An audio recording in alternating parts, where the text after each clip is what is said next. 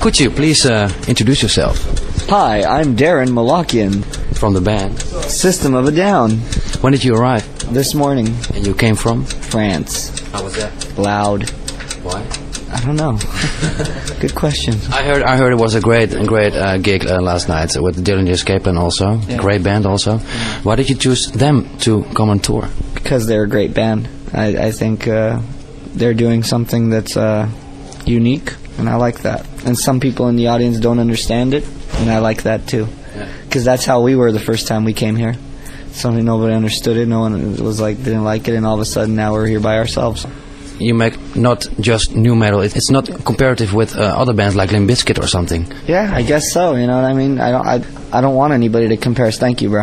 I don't want anybody to compare us to anything. Mm-hmm. We're System of a Down. That's about it. There's nobody else that's like us, and we're not like anybody else. What's the score for today? You just bought some the top stuff, I see. Yeah. What is it? I don't know. They call it all sorts of stuff. They're like silver haze, hash, like from Morocco. Some fun stuff for after the show.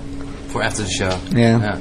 Could you tell, in short, how the tour is going so far? It's been going great. We haven't really been to some of these places by ourselves, and there's all the shows are sold out, and it's cool. It seems, it's cool to be so far away from home and people sing your songs. You know what I mean? It's a good feeling. You got a lot of cool songs. You wrote about 32. Yeah. Isn't it? Yeah. It's all from you, huh? A lot of. Well, yeah, I write a lot of the music for the band.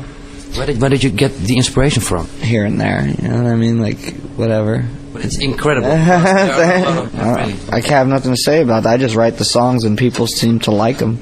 They just pop out or something. Yeah, it's not my fault. Could you tell about Prison Song, the lyrics? You also wrote part of the lyrics? There's probably, in the state of Arizona, there's probably more black people that are in jail than there is walking around. I mean, you sit there and say, wow, there's no black people in Arizona. But if you go into the jail, there's black people. So that's why they leave. That just tells you something. I read something on the internet that the CIA has a file about your band. Maybe they do after September 11th. Maybe they do. I don't know anything about it. I hope they don't. I heard Serge was telling something in interviews. Yeah, maybe. Sometimes he's a little bit far-fetched. Did you expect the success of the album? I believed in what we were doing. I did. If we didn't sell 4 records, I'd still believe in what we were doing. I find it sometimes hard to accept that people understand what we were doing. You know what I mean? It's new. It doesn't sound like Limp Bizkit. It doesn't sound like Rage Against the Machine.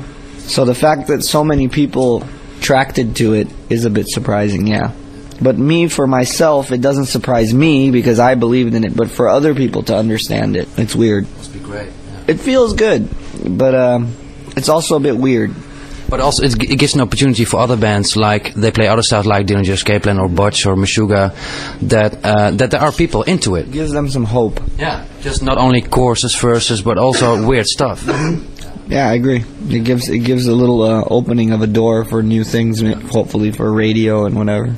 I heard in Holland your single, the first one, Chop Suey, was sort of banned from Radio 3. That's the biggest radio station here. I was walking down the street right now. 2 guys were holding a guitar singing in the street. I walked by them. They started playing Chop Suey. That's cool. It was awesome. Yeah, but I know there's a sort of people behind the radio station, and they tell females like work in the office and stuff put off the radio station. So those are the same types of female that don't like to fuck. Yeah. You know what I mean? So those are the types of people. Those are the types of people that I don't want them to listen to Chop Suey. Yeah. Could you tell in short, with you worked with Rick Rubin, the big producer, what kind of influence did he have on the record? He brought his beard. Really? Yeah. He has a cool beard, I think. He's got a cool beard. He worked good with Serge, mostly. I mean, a lot of the sound on the record is pretty much my work. Wow, you did a good job, because it's sounding pretty clean and, clean sound. That was mostly my input on, but we both produced the record together. So, that was my end of the production. It was with the clarity and the music and all that. His work was more with Serge's vocal styles and stuff like that. Yeah. So, but he's a great guy to work with. He's easygoing. Yeah, even though his name is huge, but his ego isn't. So it's easy to work with him. he produced together with Serge, but he put him far beyond what he could, isn't it? Because like singing stuff, and he was a lot of songs asking for that kind of singing. Yeah. So it's not like he changed everything. But he helped him in doing this kind of way, presenting it in a very powerful way. He helped him, like, you know, maybe we can sing it with more energy, with more. He's a good guy like to sit in the studio and push the good things out of you. What are you going to do with the other 20 songs? If they fit somewhere later on, we'll put them there. If we never use them, we never use them. I don't know. You know, it's nothing to say. You just got a new single, Toxicity. There are 2 live songs and 1 song, Marmalade, but that's an old song.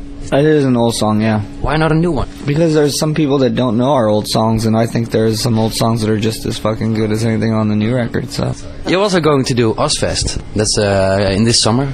Yeah. Looking forward for that. Yeah, it's gonna be cool because we started on the side stage, then we graduated to opening the Ozfest, and now we're headlining the Ozfest. So it's like it's a big deal for us, man. We're a pretty hardworking band. This didn't happen for us overnight.